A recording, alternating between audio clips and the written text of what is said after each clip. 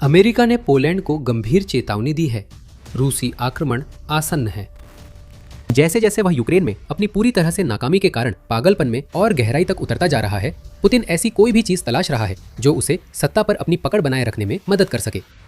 NATO को नया दुश्मन बनाना ही उसका समाधान है। अब वह ऐसी अंधकारमय योजना बना रहा है जिसकी उम्मीद किसी ने नहीं की थी। पुतिन मानते हैं कि पोलैंड पर हमला सब ठीक कर देगा। पुतिन गलत है। यह उनकी आखिरी बेवकूफ़ी भरी गलती होगी। 3 जुलाई को यह खबर फैली। अमेरिका ने पोलैंड को चेतावनी दी है कि रूस पोलैंड की जमीन पर किसी तरह की सशस्त्र उकसावे की योजना बना रहा है और यह उकसावा जल्दी ही होने वाला है। द टेलीग्राफ की रिपोर्ट है कि यह खबर उन सूत्रों से आई है जो पोलैंड के राष्ट्रपति हैरोल्ड ऑफ रॉकी के साथ करीबी से काम करते हैं, और ऐसा लगता है कि रूस का हमला पोलैंड के महत्वपूर्ण बुनियादी ढांचे को निशाना बना सकता है। सबसे बड़ा सवाल है, रूस कैसे हमला करेगा? कुछ लोगों का मानना है कि मिसाइलें और ड्रोन यूक्रेन को दरकिनार करते हुए पोलैंड में घुसकर सैन्य ठिकानों पर हमला कर सकते हैं। कुछ लोगों का मानना है कि जमीनी हमला बेलारूस और रूस के कलिनिंग्राद एन्क्लेव की मदद से हो सकता है। एक बात तो तय लगती है, रूस कुछ खतरनाक करने वाला है। पुतिन पोलैंड पर हमला क्यों करेंगे जब वो यूक्रेन में हारती हुई जंग में उलझे हुए हैं? यह विवादित है, लेकिन लगता है रूस उकसाने का प्रयास कर रहा है, न कि सीधा आक्रमण। अक्सर यही उनका तरीका होता है। इसका मकसद तनाव बढ़ाना और किसी बड़ी घटना से पहले घबराहट पैदा करना है, और ये वही रणनीति है जिसे हमने पुतिन को पहले भी कई बार इस्तेमाल करते देखा है। आप कह सकते हैं कि 2014 में यूक्रेन में रूस की आक्रामकता भी इसी तरह की उकसावे वाली कार्रवाई थी, जो 8 साल बाद हुए आक्रमण का पूर्वाभास थी। मकसद है हमला करना और फिर अनजान बनने का दावा करना, ताकि सामने से जवाबी कार्रवाई हो और रूस का प्रचार तंत्र उसके पक्ष में सफाइयां गढ़ना शुरू कर दे। हमें नहीं पता कि यह पुतिन की योजना है या नहीं, लेकिन नाटो में कई लोग मानते हैं कि रूस यूक्रेन से बड़ी लड़ाई की तैयारी कर रहा है, और ये तैयारियां उम्मीद से जल्दी पूरी हो सकती हैं। जर्मन जनरल लेफ्टिनेंट और सेना निरीक्षक क्रिश्चियन फ्रॉइडिंग ने चेतावनी दी है कि रूस 2029 तक किसी नाटो सहयोगी पर हमला करने के लिए तैयार हो सकता है। अगर पोलैंड पर हमला होता है तो रूस अपनी समय सीमा से 3 साल आगे होगा, या वह कई साल बाद होने वाले पूर्ण आक्रमण की तैयारी कर रहा हो सकता है। पोलैंड अमेरिका की चेतावनी को गंभीरता से ले रहा है।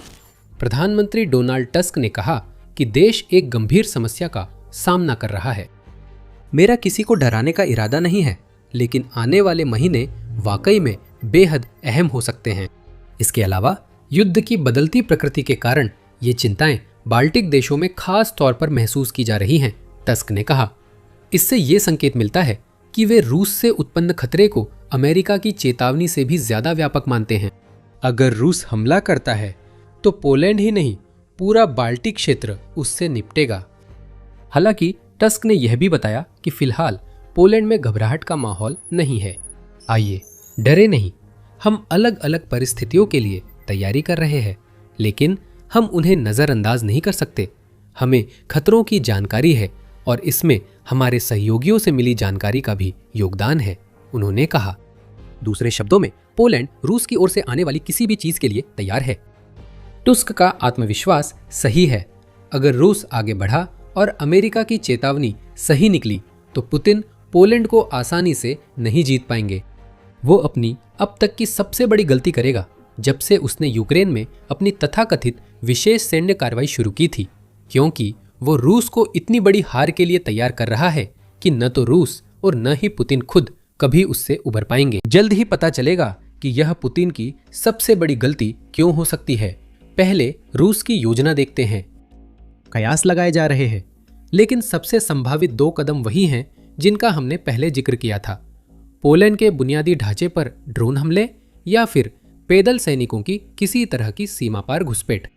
दूसरा विकल्प ज्यादा चिंताजनक है, लेकिन रूस यूक्रेन में हालात को देखते हुए पूर्ण जमीनी आक्रमण शुरू करने की स्थिति में नहीं है। टेलीग्राफ के सूत्रों के अनुसार रूस शायद परीक्षा के तौर पर कुछ रूसी और संभवतः बेलारूसी सैनिक सीमा पार पोलैंड में भेजेगा। पुतिन की विकृत दुनिया में पोलैंड सैनिकों पर तुरंत गोली चलाएगा, जिससे पुतिन इसे प्रचारित कर सकेगा। हम मासूमियत से पोलिश क्षेत्र में गए और उन्होंने गोली चला दी। रूस हमेशा पीड़ित रहता है। ये मजबूत प्रचार नहीं है, लेकिन पुतिन ने साबित किया है कि उन्हें अपने इरादों को पूरा करने के लिए सिर्फ कमजोर बहाने चाहिए। ज्यादा हकीकत में देखा जाए तो रूसी सेना का पोलैंड में प्रवेश करना एक ऐसी उकसावे वाली कार्रवाई होगी जो पोलैंड को अमेरिका के साथ किसी तरह की बातचीत की स्थिति में धकेल देगी। टेलीग्राफ की रिपोर्ट के अनुसार इसे मॉस्को के लिए एक और जीत के रूप में देखा जाएगा। अगर पोलैंड इस स्थिति से बाहर निकलने के लिए बातचीत का रास्ता चुनता है तो पुतिन यह दावा कर सकते हैं कि रूसी सेना की जबरदस्त ताकत पोलैंड के लिए संभालना बहुत मुश्किल था, जिससे पोलैंड को रूस से छुटकारा पाने के लिए अपनी ताकत की बजाय बातचीत की मेज पर निर्भर होना पड़ा। अगर पुतिन खुद को भाग्यशाली माने तो वे इन वार्ताओं में पोलैंड से यूक्रेन का समर्थन वापस लेने की मांग कर सकते हैं। पुतिन यहाँ एक ऐसी स्थिति बनाने की कोशिश कर रहे हैं जिसमें कोई जीत नहीं सकता, और ये तरीका शायद काम भी कर जाए। रूस ऐसे तैयारियां कर रहा है जैसे वह नाटो के पूर्वी हिस्से पर पोलैंड, बाल्टिक या नॉर्डिक देशों के जरिए हमला करना चाहता हो। पॉलिटिको के अनुसार सैटेलाइट तस्वीरों से पता चलता है कि रूस ने फिनलैंड और कई यूरोपीय संघ देशों की सीमाओं पर अपनी सैन्य मौजूदगी बढ़ाई है। फिनलैंड, स्वीडन, नॉर्वे और डेनमार्क के अधिकारियों द्वारा जुटाई गई खुफिया जानकारी से पता चलता है कि सीमा पर यह सैन्य जमावड़ा इतना बड़ा होगा कि रूस नॉर्डिक और बाल्टिक क्षेत्र की सीमा पर लगभग 1,15,000 सैनिकों को तैनात कर सकेगा। एक कहावत है, बिना आग के धुआं नहीं उठता। यही इस समय पोलैंड के लोगों के दिमाग में होगा। कई देश उसी चीज के लिए तैयारी कर रहे हैं जिसके बारे में अमेरिका चेतावनी दे रहा है। उदाहरण के लिए पोलैंड उन देशों में से एक है। फिनलैंड और 3 बाल्टिक देशों एस्टोनिया, लातविया और लिथुआनिया के साथ, जिन्होंने ओटावा कन्वेंशन से खुद को अलग कर लिया है, जो एंटी पर्सनल लैंडमाइंस के इस्तेमाल पर प्रतिबंध लगाता है। इन देशों का कहना है कि रूस ने कन्वेंशन पर हस्ताक्षर नहीं किए और यूक्रेन में ऐसी माइंस इस्तेमाल कर रहा है। इसलिए रूसियों के खिलाफ, खासकर उन सैनिकों के खिलाफ जो उनकी सीमाएं पार करने को तैयार है, इन माइंस को इस्तेमाल के लिए उपलब्ध रखना पूरी तरह उचित है। विस्फोटकों के अलावा पोलैंड सीमा पर सुरक्षा व्यवस्था भी बना रहा है, जिसमें विशाल कंक्रीट की दीवारें, रूसी यूएवी का मुकाबला करने के लिए ड्रोन और आने वाले हमलों का पता लगाने के लिए सेंसर शामिल हैं। पोलैंड तैयारी में है। वह पुतिन को सिर्फ सैद्धांतिक खतरा नहीं मानता, खतरा असली है। अमेरिका की चेतावनी इसे साबित करती है। अगर जमीनी हमला हुआ तो पोलैंड तैयार रहेगा। फिर ड्रोन है। ये रूस की कार्रवाई का अधिक संभावित रास्ता लगता है, सिर्फ इसलिए क्योंकि हमने पहले रूस को पोलैंड को डराने के लिए ड्रोन का इस्तेमाल करते हुए देखा है। सितंबर में रूस ने पोलैंड के हवाई क्षेत्र में 19 ड्रोन भेजे, जिससे फाइटर जेट्स उड़ाए गए और 3 पोलिश प्रांतों में घर के अंदर रहने का आदेश दिया गया। रूस के ड्रोन पोलैंड के लिए नए नहीं हैं, लेकिन अमेरिका जिस हमले की चेतावनी दे रहा है उसमें सिर्फ नकली ड्रोन भेजकर रक्षा जांच करना शामिल नहीं होगा। ये एक असली हमला होगा जिसमें ड्रोन पोलैंड के बुनियादी ढांचे, सैन्य ठिकानों या ऊर्जा सुविधाओं को निशाना बना सकते हैं। ड्रोन हमला संभव है क्योंकि पुतिन इस पर झूठ बोल सकते हैं। पोलैंड में ड्रोन भेजने का हमारा कोई इरादा नहीं था। पुतिन कहेंगे कि जीपीएस सिस्टम फेल था और मुस्कुराते हुए एक और उकसावे के बाद भी बच निकलेंगे।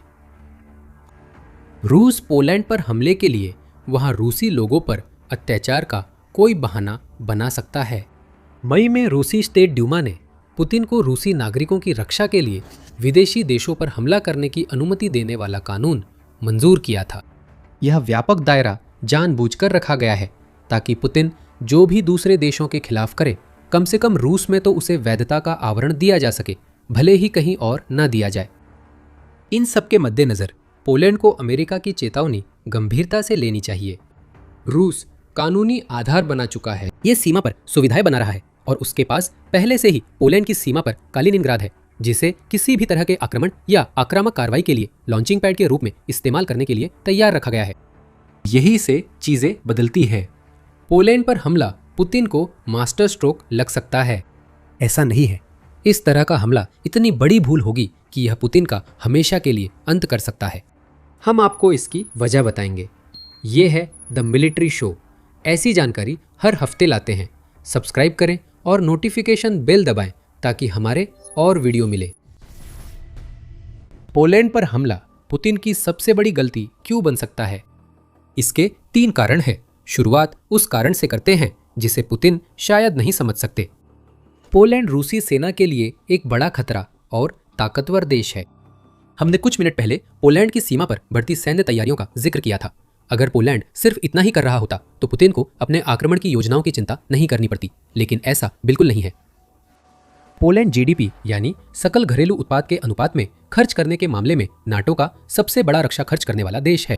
2026 में पोलैंड अपनी जीडीपी का 4.8% अपनी सेना पर खर्च करेगा, जो पहले ही नाटो द्वारा निर्धारित 2% के लक्ष्य से काफी आगे है और 2035 तक नाटो द्वारा 2025 के शिखर सम्मेलन में निर्धारित 5% के लक्ष्य को पार करने के कगार पर है।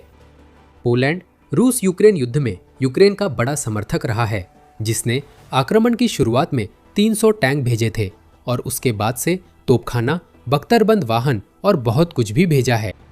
नाटो में सिर्फ अमेरिका और तुर्की की सेनाएं पोलैंड से बड़ी है और पोलैंड अरबों डॉलर के अमेरिकी हथियार खरीदता है जो रूस को यूक्रेन में मुश्किल में डालते हैं। ड्रोन के मामले में पोलैंड यूरोप के अधिकतर देशों से आगे है और उसने 2026 की शुरुआत में ड्रोन रक्षा प्रणालियों के लिए 1.7 अरब डॉलर देने का वादा किया है। जेम्सटाउन फाउंडेशन कहता है कि पोलैंड अपनी अब तक की प्रभावशाली उपलब्धियों पर ही नहीं रुका है।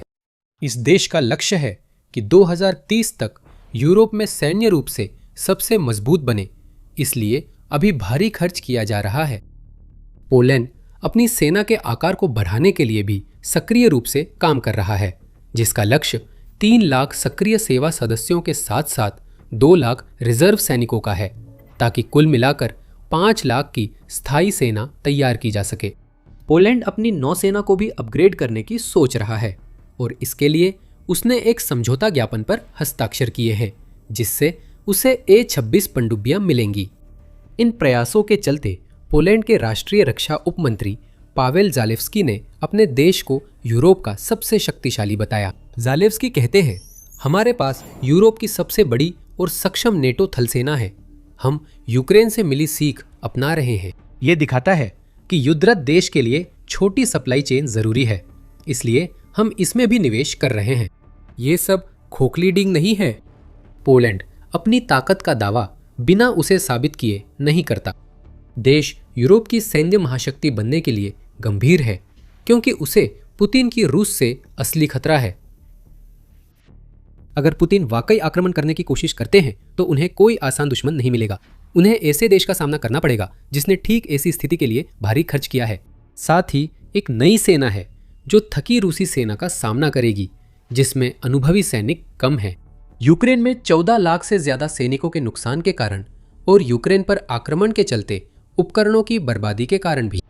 हम नहीं कह रहे कि रूस का पोलैंड पर हमला क्रूर नहीं होगा, वह जरूर होगा, लेकिन रूस की सेना को एक बड़ी, अच्छी तरह सुसज्जित सेना का सामना करना होगा जो यूक्रेन से करीबी संबंध के कारण जल्दी अपने ड्रोन बल बढ़ा सकती है। और एक छोटी सी लेकिन अहम बात भी है कि पोलैंड नेटो का सदस्य है। यही दूसरी वजह है कि पोलैंड पर हमला पुतिन की सबसे बड़ी भूल होगी। अगर रूस इतनी मूर्खता करता है कि वह पोलैंड में सैनिक भेजता है या पोलैंड के बुनियादी ढांचे पर ड्रोन हमला करता है, तो पोलैंड वही कर सकता है जो अब तक केवल एक देश ने किया है, नाटो चार्टर के अनुच्छेद 5 को लागू कर सकता है। शायद नाटो का सबसे बुनियादी सिद्धांत अनुच्छेद 5 कहता है कि नाटो के किसी भी सदस्य पर सशस्त्र हमला ऐसे माना जाएगा जैसे वह सभी सदस्यों पर हमला हो। यह बदले में सभी सदस्यों के लिए यह बाध्यता उत्पन्न करता है कि वे उस सदस्य की सहायता के लिए आएं जिस पर हमला हुआ है। 11 सितंबर 2001 को वर्ल्ड ट्रेड सेंटर हमलों के बाद अमेरिका ने यह अनुच्छेद लागू किया था और पोलैंड दूसरा देश बन सकता है। पुतिन नॉर्डिक या बाल्टिक देशों पर भी हमला नहीं कर सकते जिनकी सीमाओं पर वह सैन्य ढांचा बना रहे हैं। वे सभी भी नेटो सदस्य हैं। रूस नेटो के लिए तैयार नहीं है। पुतिन भले ही ऐसा दिखाए और नेटो में कुछ लोग सतर्क हैं क्योंकि पोलैंड द्वारा अनुच्छेद 5 लागू करने से यूरोप व्यापी युद्ध हो सकता है। संख्या और सैन्य एकजुटता में नाटो सबसे ऊपर है अगर अमेरिका अपनी जिम्मेदारियां निभाए। नाटो के 32 सदस्य देश रूस की तुलना में हर साल रक्षा पर अरबों डॉलर ज़्यादा खर्च करते हैं और वे 4 से ज़्यादा साल के ऐसे युद्ध में नहीं फंसे हैं जिससे वे थक चुके हों। अगर नाटो अपनी पूरी ताकत रूस के खिलाफ झोंक दे तो उसके पास रूस की तुलना में 23 लाख से ज़्यादा अतिरिक्त सैनिक होंगे, लगभग 5 गुना ज़्यादा सैन्य विमान होंगे, एक नौसेना होगी जो रूस की तुलना में करीब 4 गुना बड़ी है। मुख्य युद्धक टैंकों की संख्या 2 गुनी से भी ज़्यादा होगी और रूस से करीब 10 लाख ज़्यादा बख्तरबंद वाहन होंगे। याद रखिए, यूक्रेन भले ही नेटो में ना हो, फिर भी सहयोग की संभावना है क्योंकि वो अभी भी लड़ रहा है। नेटो को पूरी तरह हावी होने से बस यही रोक सकता है कि वह अपनी पूरी ताकत यूरोप में कैसे लाए। लॉजिस्टिक्स बहुत मुश्किल होंगे, लेकिन पोलैंड इतना मजबूत है कि वह तब तक अपनी स्थिति बनाए रख सकता है जब तक नेटो पूरी तरह से तैयार नहीं हो जाता। हम मानते हैं रूस की पोलैंड के लिए योजनाएं पूर्ण पैमाने का युद्ध शुरू कर सकती हैं, लेकिन जरूरी नहीं ऐसा हो। यह हमें तीसरे कारण तक लाता है कि पुतिन का पोलैंड को उकसाना उनकी सबसे बड़ी गलती होगी और वजह है कालिनिंग्राद की समस्या। हमने पोलैंड सीमा से लगे रूसी एक्सक्लेव का जिक्र किया था, जिसे हमने पुतिन की किसी भी संभावित चढ़ाई के शुरुआती ठिकाने के रूप में बताया था। वास्तव में इसका इस्तेमाल उस मकसद के लिए किया जा सकता है, लेकिन इसमें एक समस्या है। कालिनिंग्राद रूसी मुख्य भूमि से अलग थलग है और यही वजह है कि अगर पोलैंड और नाटो पुतिन को यह संदेश देना चाहे कि वे अब उसके खेल में शामिल नहीं होंगे तो यह एक निशाना बन सकता है।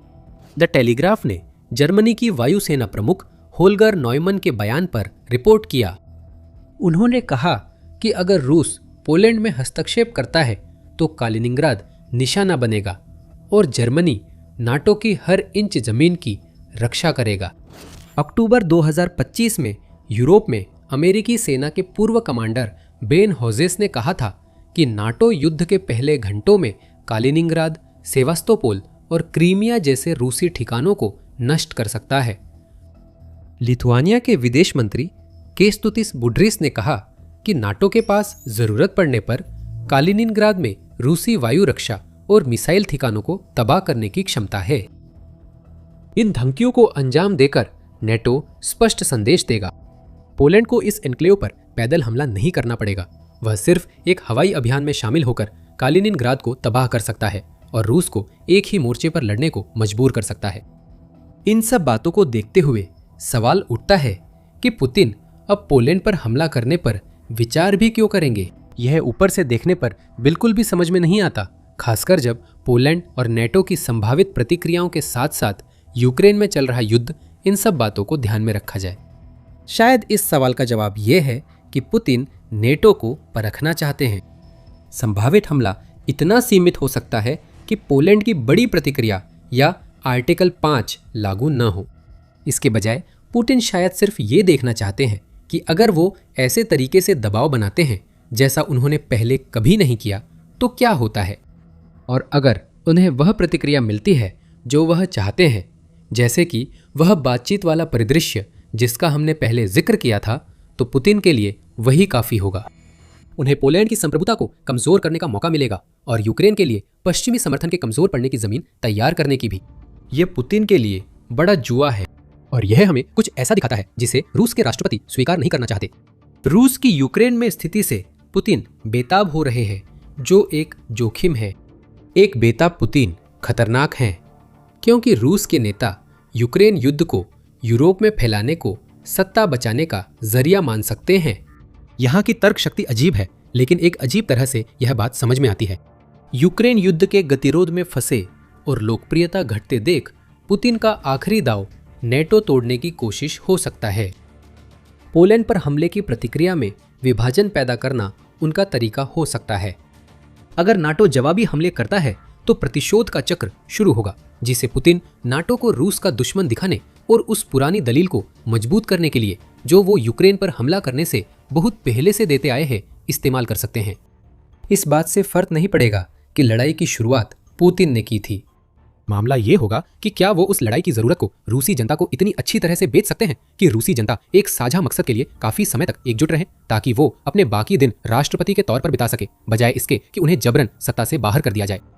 ये बेबसी की तस्वीर है।